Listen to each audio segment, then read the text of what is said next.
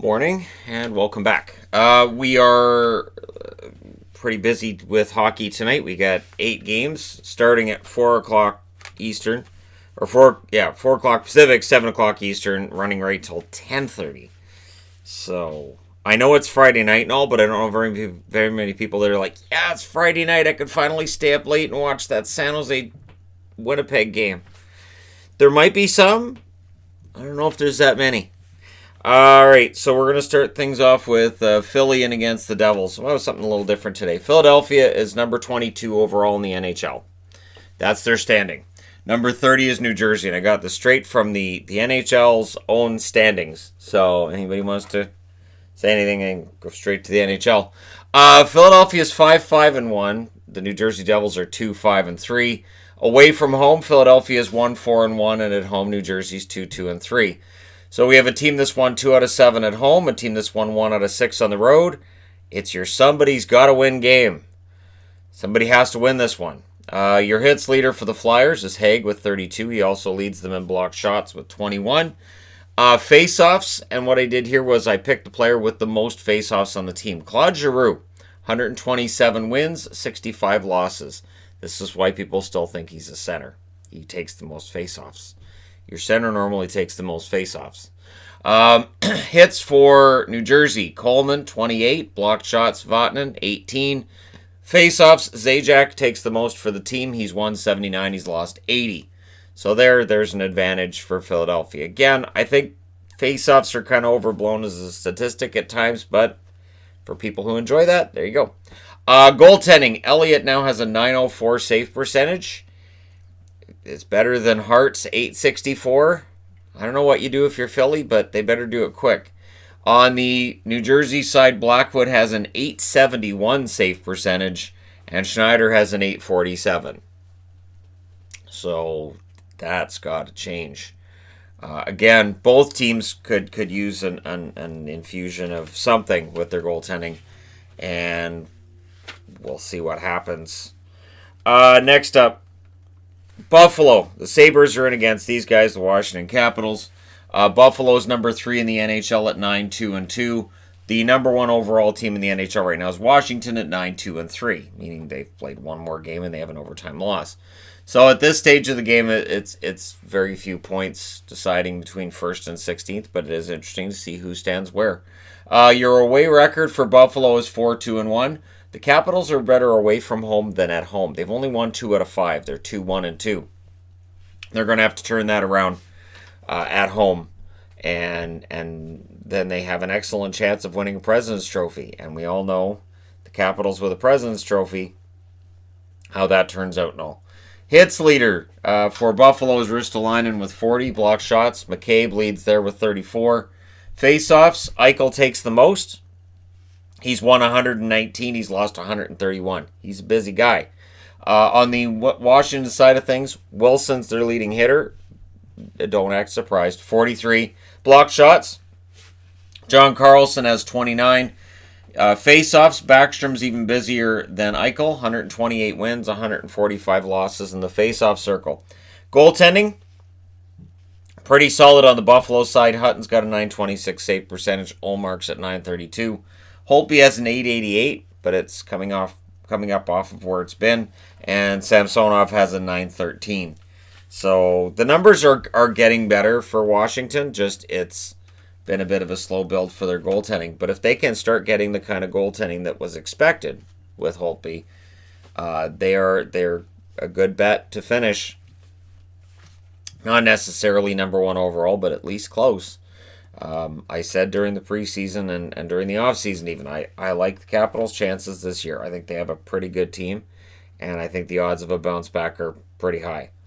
Moving along, and I mean bounce back in the playoffs. Tampa, speaking of bounce backs in the playoffs, they're in against the New York Islanders. Now for Tampa, they're in an unusual position. They're 19th overall.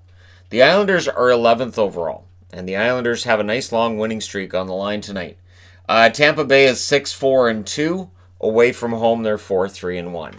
Whereas the Islanders are 8-3, and they're 5-2 at home. The Islanders have been excellent. Tampa Bay needs to get goals early and really play around the New York Islanders' defensive game.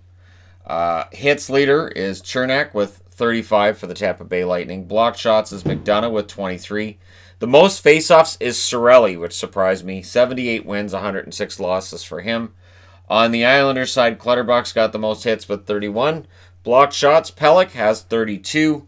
Faceoffs, Nelson's taken the most with 90 wins and 110 losses. So, just interesting to see those two as the leading guys with faceoffs.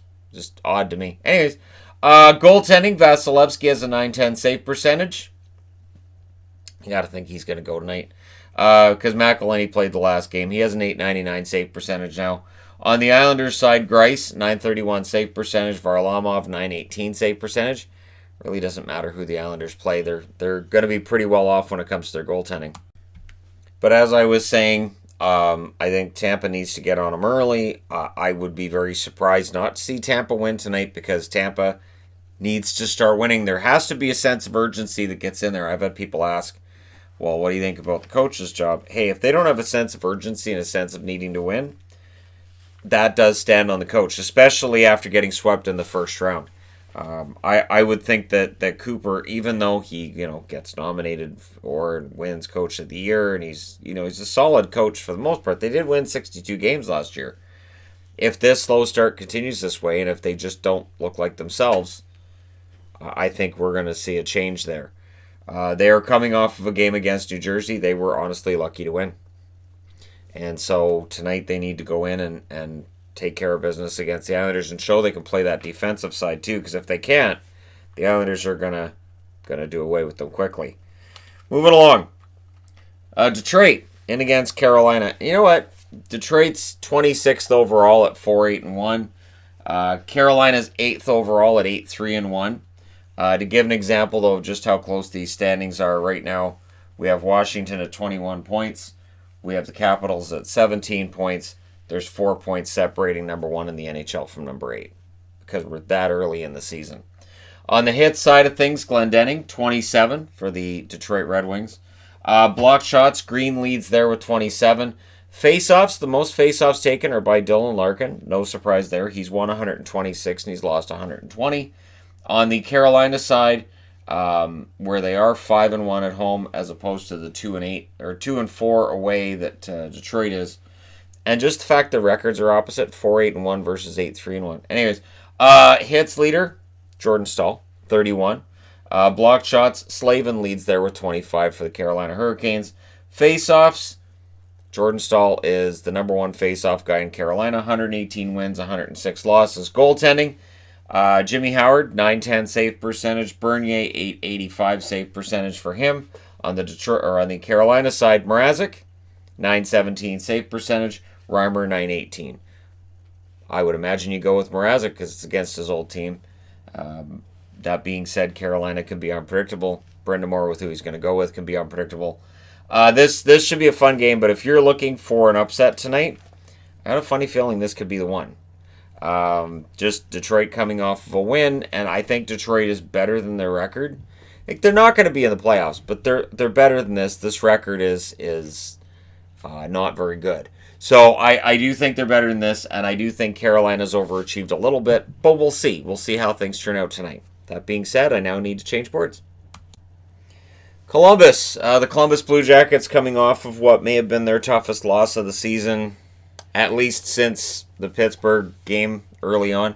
They're in against St. Louis tonight. So Columbus right now stands at 20th overall. St. Louis stands at 9th. Columbus 5-5-2. St. Louis 7-3-3. Away from home, Columbus is 2-2-1. At home, St. Louis is 4-1-2.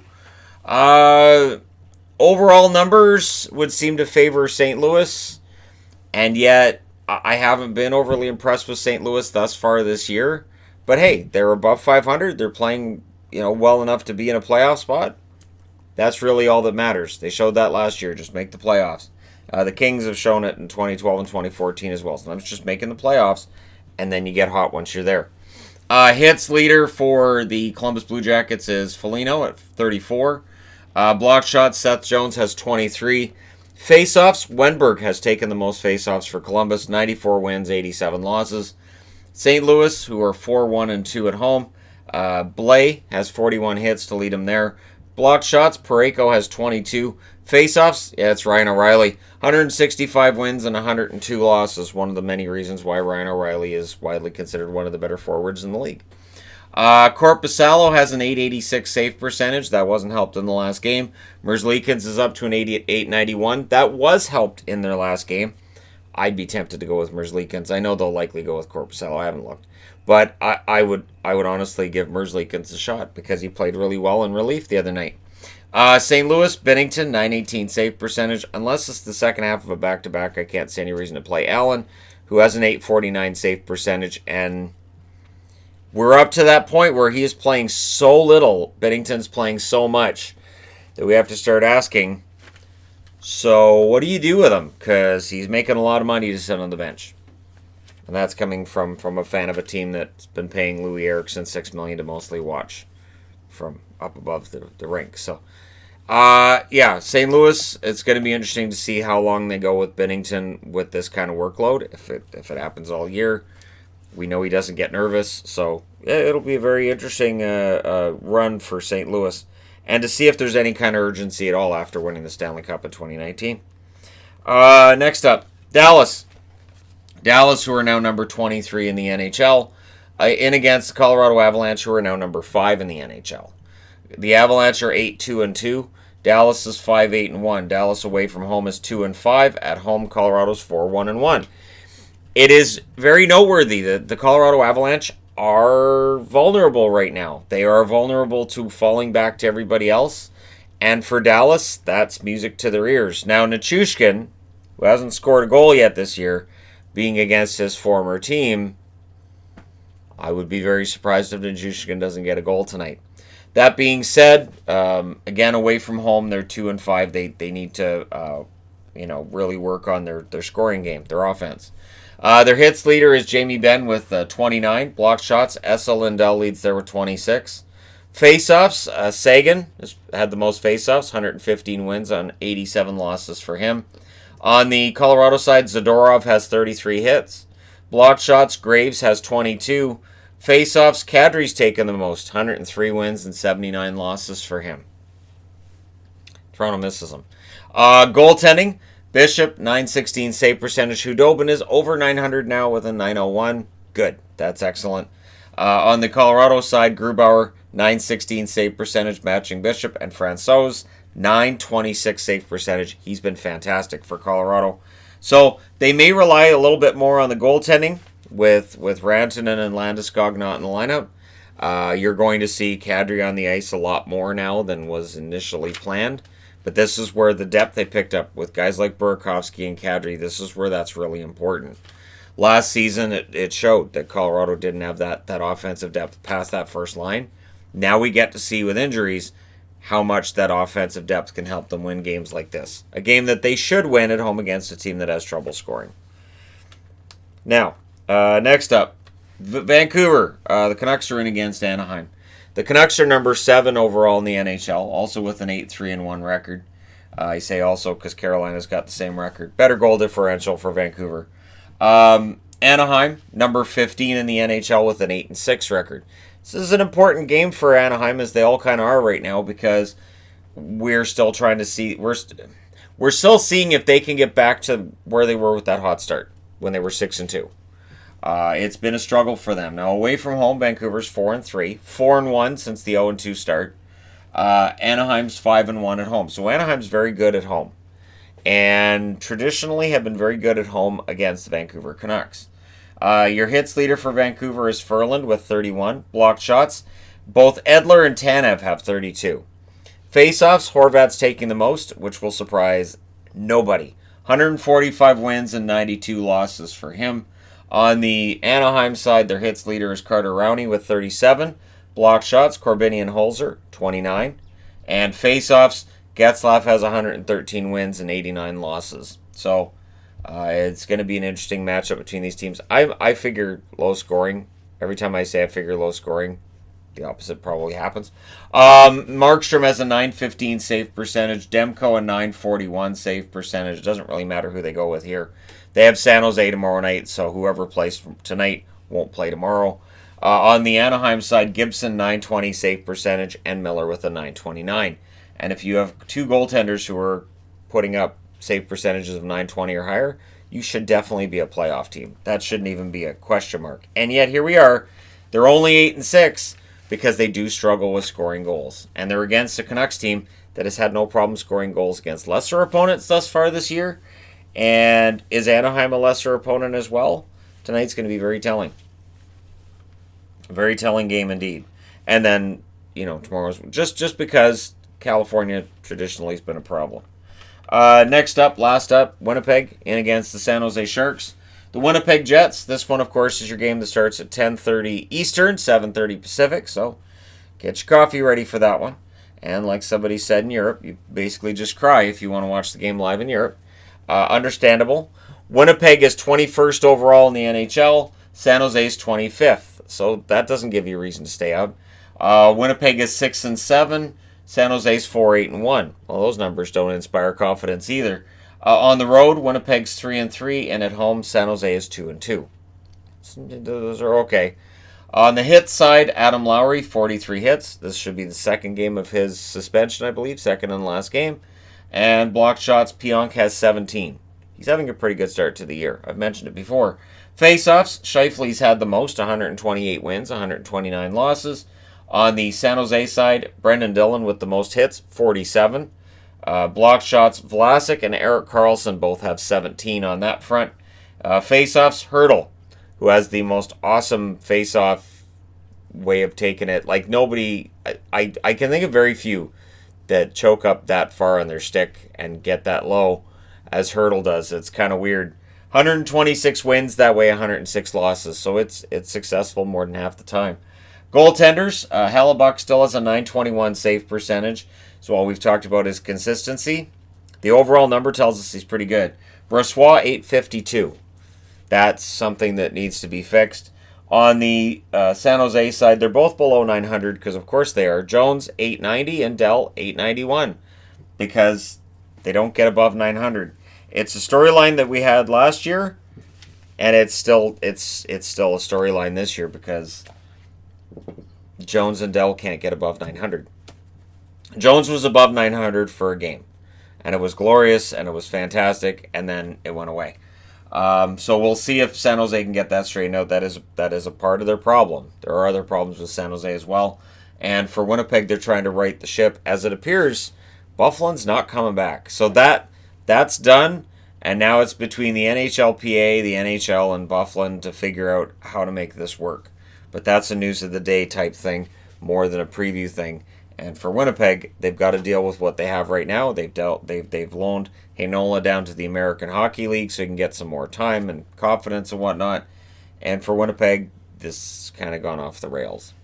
We'll see how long that continues or if they can recover. Let me know your thoughts in the comment section below as always. Don't forget to hit like and subscribe if you're browsing your way through. You just happened upon this video.